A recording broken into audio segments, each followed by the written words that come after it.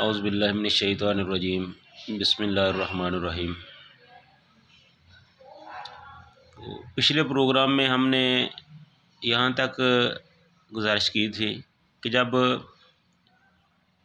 शहीद मिल्लत अल्लामा एहसान ज़हीर रहमतुल्लाह अलैह ने जमीयत अहले हदीस के नाम से एक नई पार्टी तश्कील दी, एक नया प्लेटफार्म बनाया, तो उसका जो उसके अमीर थे वो शेखुल हदीस मौलाना मोहम्मद अब्दुल्ला साहब और उसके जो नाज़िम आला थे वो मौलाना मोहम्मद हुसैन शेखपुरी रहमतुल्लाह अलैह को बनाया गया।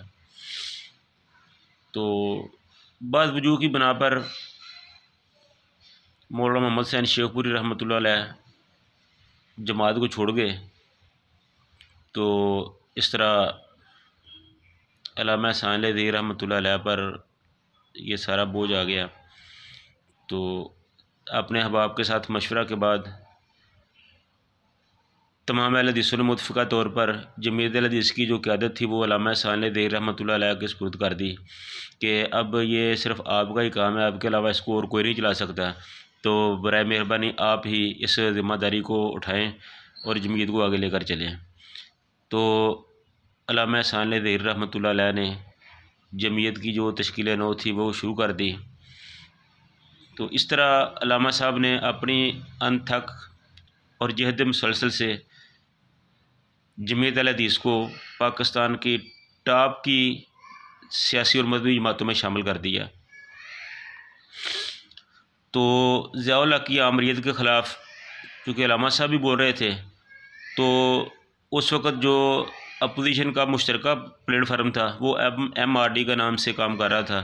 तो अल्लामा एहसान ज़हीर रहमतुल्लाह अलैह भी MRD के प्लेटफार्म से ही ज़्यादा तकारीर वगैरह करते थे, लेकिन वो चूँकि सेकुलर लोगों का एक ग्रोह होता था जो मजहबी लोगों को बर्दाश्त नहीं करता, और मजहबी लोग जो होते हैं वो इसी तरह उनको भी गवारा नहीं करते। तो उनके साथ जब अल्लामा साहब का चलना मुश्किल हो गया तो अल्लामा साहब ने ये फ़ैसला कर लिया कि हम अब किसी के प्लेटफार्म पे जाके बात नहीं करेंगे बल्कि अपने स्टेज से बात करेंगे। तो इस तरह अल्लामा शहीद ने पूरे पाकिस्तान में जमीयत अहले हदीस के स्टेज से या प्लेटफार्म से सियासी जलसों का आगाज़ करने का ऐलान कर दिया। तो इस सिलसिले का जो पहला जलसा था वो 18 अप्रैल 1986 में रखा गया। तो इस तरह ये सियासी सफ़र का आगाज़ हो गया।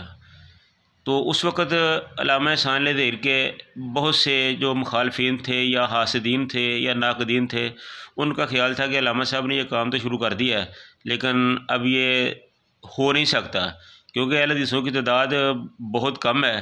तो इतनी कम तादाद के बायस अल्लामा साहब जो है वो इतना बड़ा जलसा किस तरह करेंगे। तो अल्लामा साहब तो बड़े बड़े जलसों से ख़िताब करने वाले हैं, तो ये इतने लोग वो कहाँ से जमा करेंगे। तो ये सारी रिपोर्टें अल्लामा साहब के पास पहुंच रही थी। तो अल्लामा ने कहा कि आप ऐसा करो कि बस थोड़ा सा बर्दाश्त करो, 18 अप्रैल आने दें, फिर इंशाल्लाह इसका फ़ैसला हो जाएगा।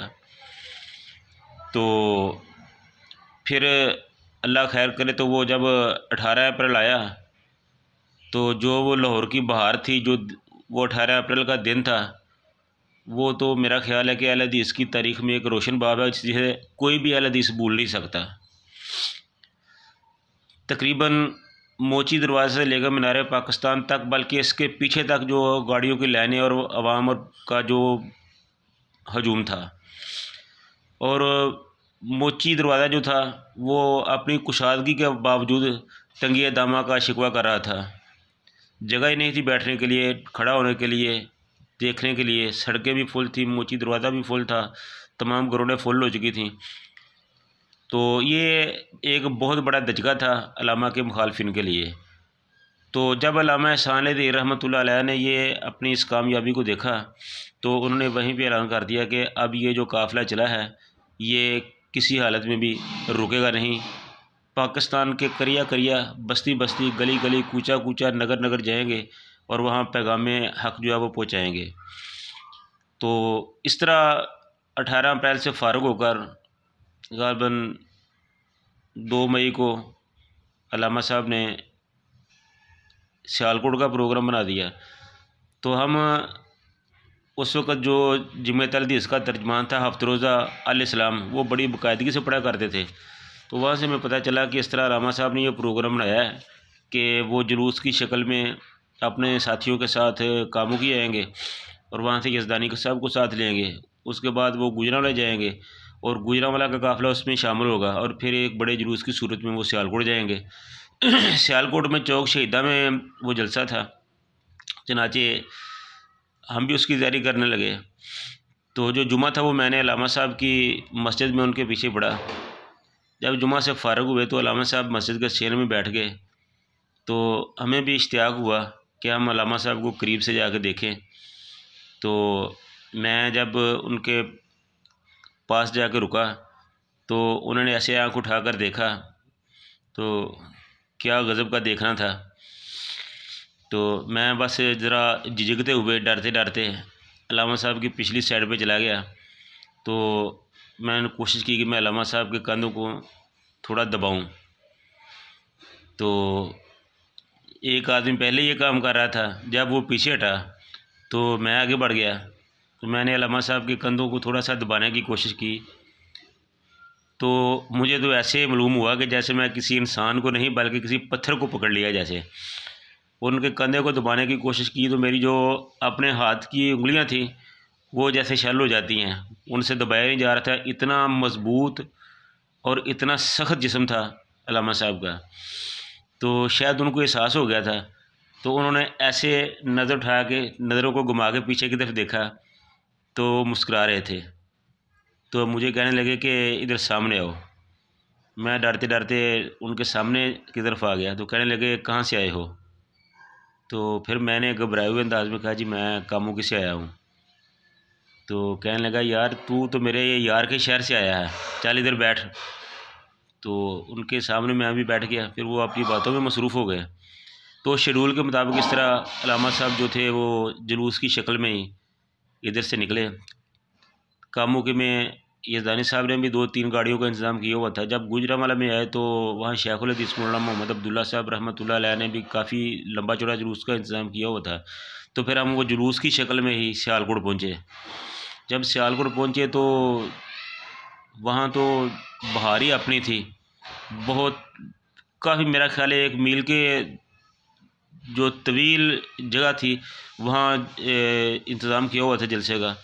तो इतने लोगों के बावजूद वहाँ कोई ठहरने के लिए भी, खड़ा होने के लिए भी जगह नहीं थी।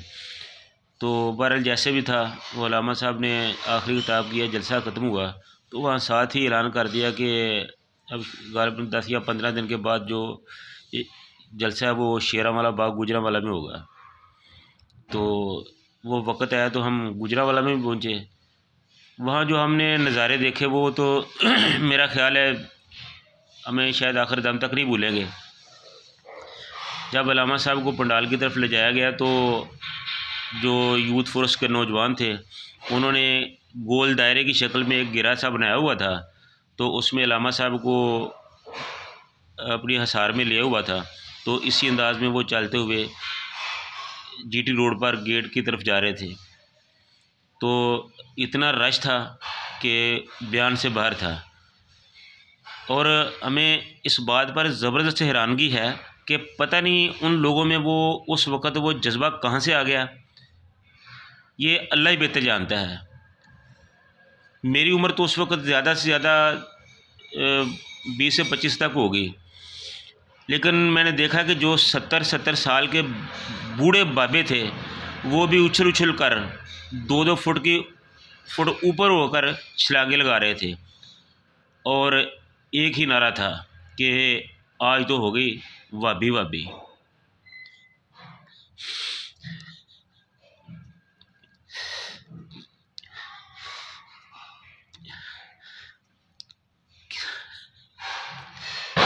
क्या माहौल था अल्लाह ताला ने बनाया हुआ था। बस ऐसा रोज़ हमने आज तक दोबारा कभी नहीं देखा है। शायद ज़िंदगी में दोबारा देख भी ना सकें।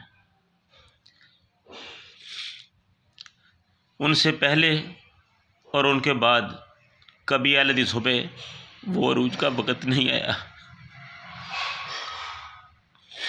उसके बाद तकरीबन पाकिस्तान पंजाब के हर शहर में बड़े बड़े जलसे हुए, हमने भी उनमें शिरकत की। शेखुपुरा में कंपनी बाग में जलसा हुआ, साहिवाल की बल्दिया ग्राउंड में हुआ, फैसलाबाद में धोबी घाट में हुआ, पिंडी के लियाकत बाग में हुआ, मुल्तान में आम खास बाग में हुआ। इस तरह बड़े बड़े शहरों में बड़े बड़े जलसे किए। और वो लोग जो कहते थे कि अहले हदीस तो इनकी तो नुमाइंदगी ना होने के बराबर है, लेकिन आज क्या था कि बड़ी बड़ी जमातें भी अल्लामा साहब के जलसों के सामने ढेर हो चुकी थी। वो दम बखुद थे कि ये इतने अहले हदीस निकल कहाँ से आए हैं, ये अल्लामा साहब कैसे लोगों को निकाल कर लाते हैं, क्या करते हैं, इन्हें क्या चीज़ है जो संगा देते हैं और आवाम टिकती नहीं है, वो मरने मारने पर तुल जाते हैं। जैसे ही अल्लामा साहब का एक इशारा होता है तो आवाम का जो समुंदर है वो बाहर निकल आता है। तो इस तरह का वो दौर था। बाकी इंशाल्लाह फिर किसी वक्त बात करेंगे।